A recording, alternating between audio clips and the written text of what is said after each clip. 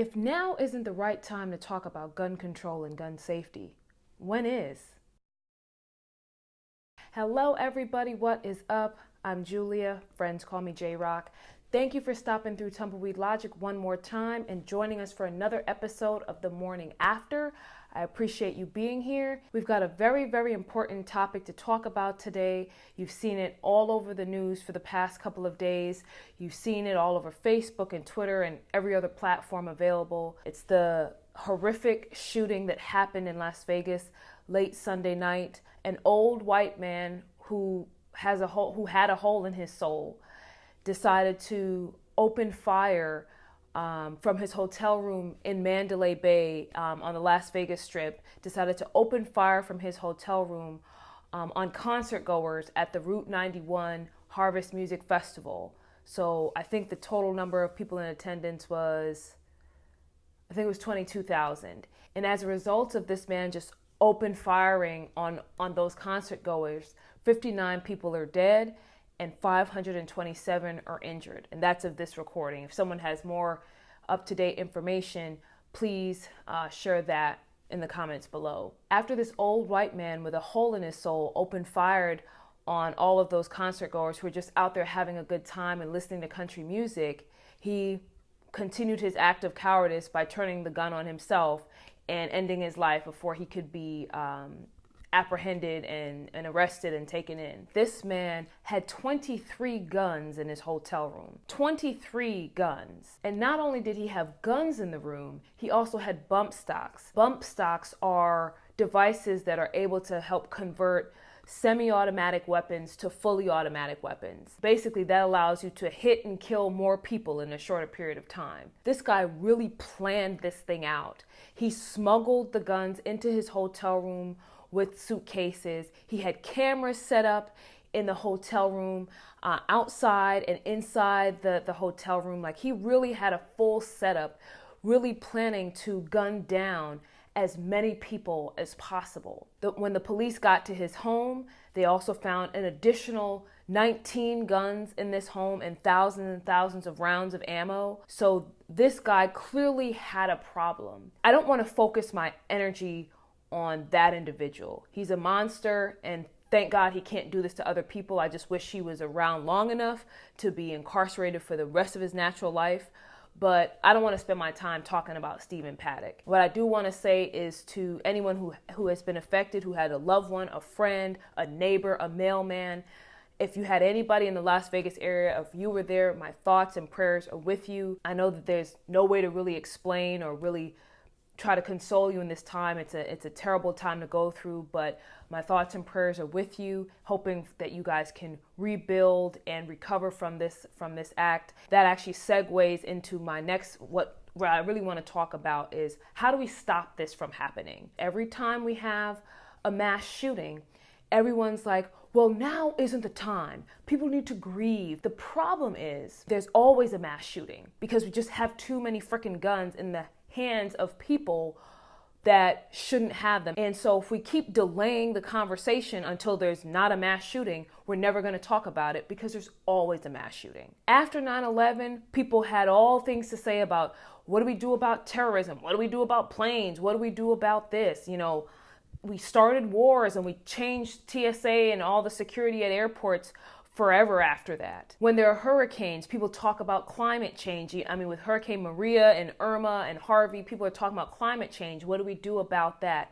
Whenever there are other disasters, we find a way to have those discussions right then. We don't say, well, now's not the time. And people die in those situations too.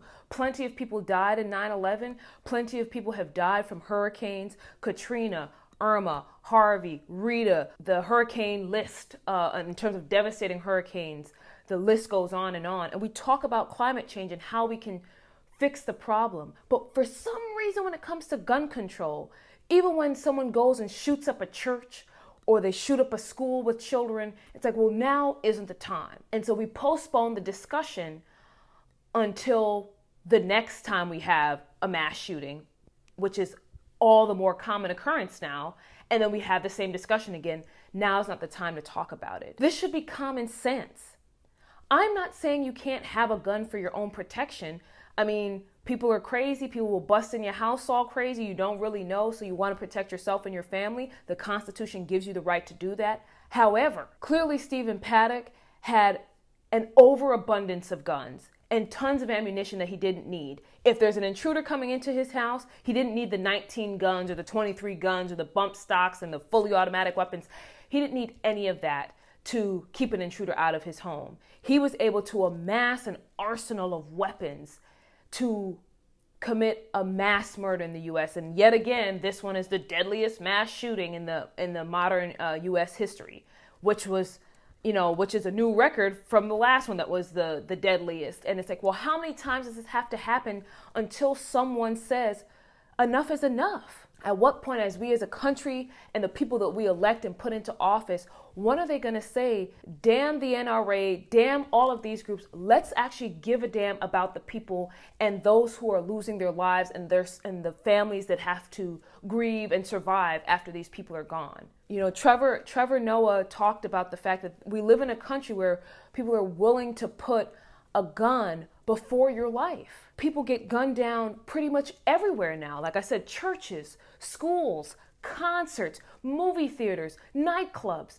and no one is in a position or cares to say, let's do something different. People in leadership talking about, well, this is the cost of freedom, and we can't really control this. BS. Because first of all, if it was someone who was black or brown, there would be another ban, a wall would be built tomorrow. So please spare me with this is the cost of freedom thing. There are other nations that have implemented strong and common sense gun laws. Australia, they had an attack, and as soon as they had that attack in the 1990s, they changed their gun control laws and their gun safety laws, and now they haven't had that type of event or occurrence ever again. And on top of that, when you read the public research and the polls that have been taken, most Americans are in favor of common sense gun reform because no one has ever proposed that no one should have guns at all.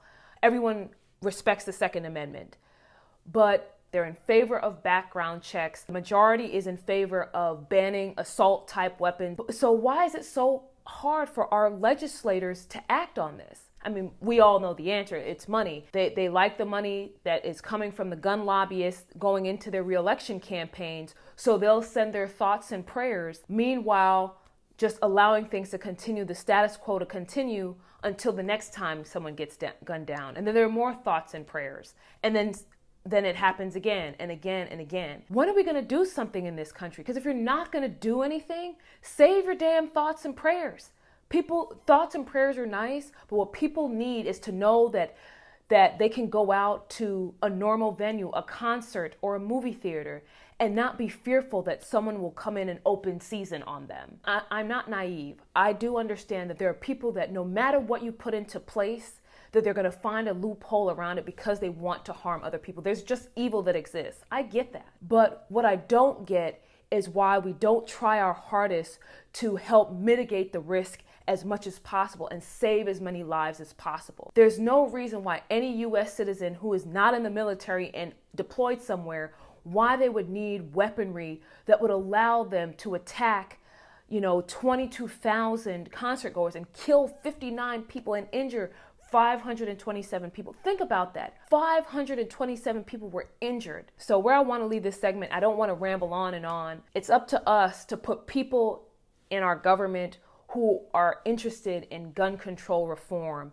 and trying to make sure that we keep Americans safe from these type of attacks. If your legislator, if the person who's responsible for your state, your representative, your senator, if they're not interested in changing something and doing something about this so it doesn't keep happening, if they're not interested, it's time for us to get someone else in office. But let me know your thoughts on gun control and gun reform. Do you think now is the time? Do you think now is too soon?